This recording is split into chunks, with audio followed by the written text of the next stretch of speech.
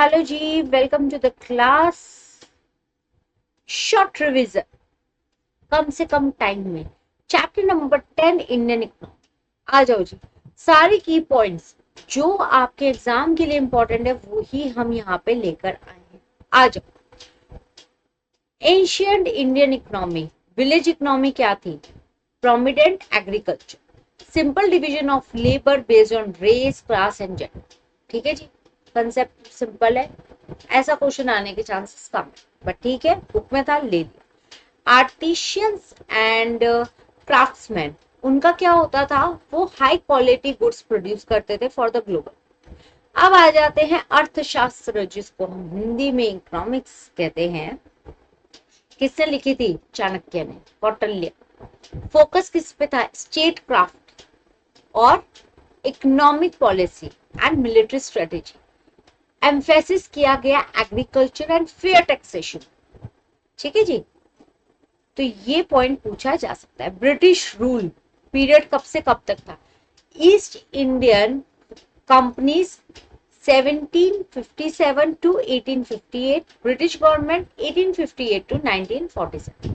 क्या मैम ये याद करना जरूरी है? ध्यान रख लो, सिर्फ 2 ईयर्स पूछा जा सकता। आ जाओ। इकोनॉमिक शिफ्ट क्या होता है?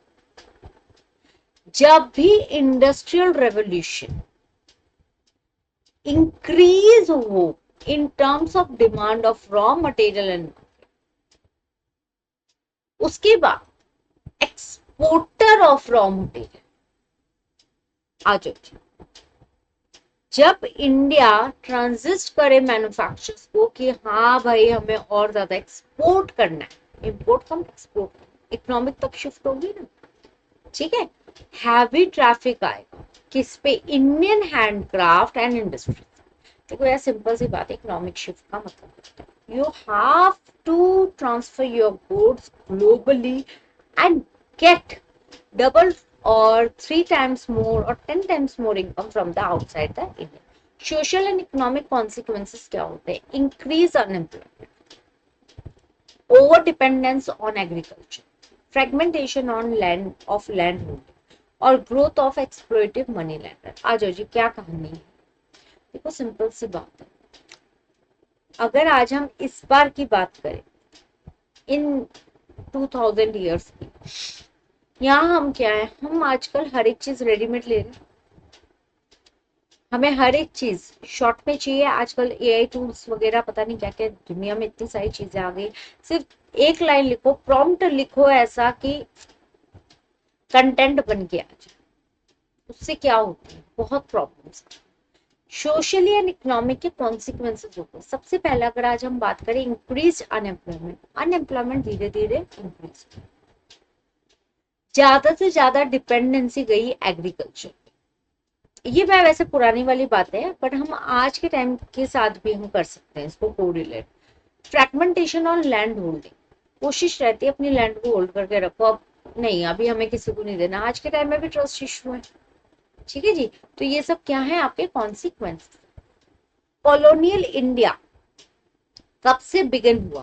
Factory based production 1850। की इंडस्ट्रीज कब आई? Cotton mills. High international competition 1930 से, that is before independence. Jute mill 19th century, important for your MCQ. Iron industry 8th rank पे आया था, establish by British capital 1930।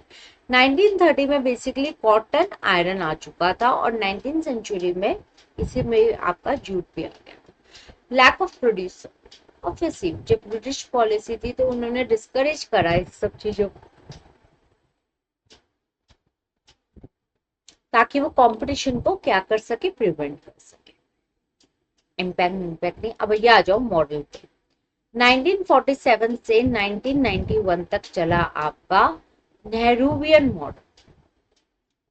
5 year plan चलते जा रहे थे इसमें, पंचवर्षीय योजनाएं जिनको हम बोलते आए हैं। इंडस्ट्रियल पॉलिसी हमेशा ध्यान रखना, आफ्टर इंडिपेंडेंस आई थी 1948 और 1956 में भी इसमें रिजोल्यूशन आया था, चेंजेस लाए थे, ताकि हम और ज्यादा ग्लोबली वर्क कर सके। स्ट्रेटेजिक एरियाज बनाए गए। नेक्स्ट आते हैं आपका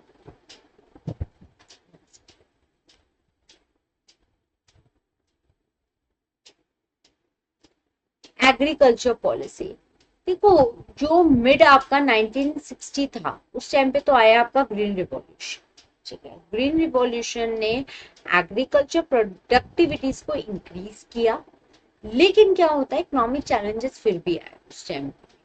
ग्रोथ रेट हम अगर देखें तो जीडीपी उस टाइम पे 3.5 था जब हम ग्रीन रेवोल्यूशन लेकर आए।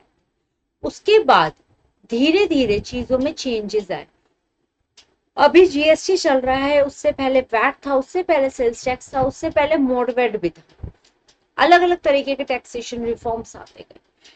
1980 टू 1991 तक ये कहानियां चलती रही। चैलेंजेस बहुत थे क्योंकि चीजें डेवलप नहीं हो पा रही, सेट नहीं हो पा रही थी, शिफ्ट हो रहा था कंपटीशन, गवर्नमेंट इंटरवेंशन भी नहीं समझ आ रहा। यहाँ पे आके कहानी चेंज हुई थी 1991 में जब इकोनॉमिक रिफॉर्म आया था प्रॉपर। फिस्कल इम्बैलेंस बहुत ज्यादा थे 1980s में, उनको क्या किया गया, धीरे धीरे धीरे धीरे क्या करा गया, कंपीट किया गया, रिड्यूस किया गया फिस्कल डेफिसिट्स को, टैक्स कंप्लायंसेस को और ज्यादा बेटर बनाया गया, गवर्नमेंट के एक्सपेंडिचर्स को भी कंट्रोल किया, मॉनेटरी फाइनेंशियल रिफॉर्म्स को भी मेंटेन करके चलते गए through the liberalisation. Banking system को हम लेकर इंडस्ट्रियल पॉलिसी को लाइसेंस बेस्ड किया गया कि आज अगर हम फूड का बिजनेस शुरू करना चाहते हैं भाई, बिना लाइसेंस बिना ट्रेडमार्क के तो तुम सोच भी नहीं सकते। बिजनेस चलेगा नहीं चलेगा वो बात की बात है, पहले तो ये सारे आपको लॉज कंप्लीट करने पड़ते। इम्पैक्ट इसी तरीके से चेंज होता गया। करंट स्टेटस क्या है, देखो प्राइमरी सेक्टर एग्रीकल्चर रहेगा, हमेशा था, है और रहेगा।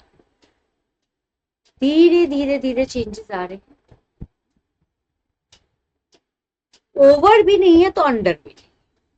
सेकेंडरी सेक्टर आपका इंडस्ट्रियल रहा, 30% ऑफ ग्रॉस वैल्यू एडेड आपका इंडस्ट्रियल कंट्रीब्यूशन रह रहा आपको, चाहे मैन्युफैक्चरिंग हो, टेक्सटाइल और फार्मास्यूटिकल्स।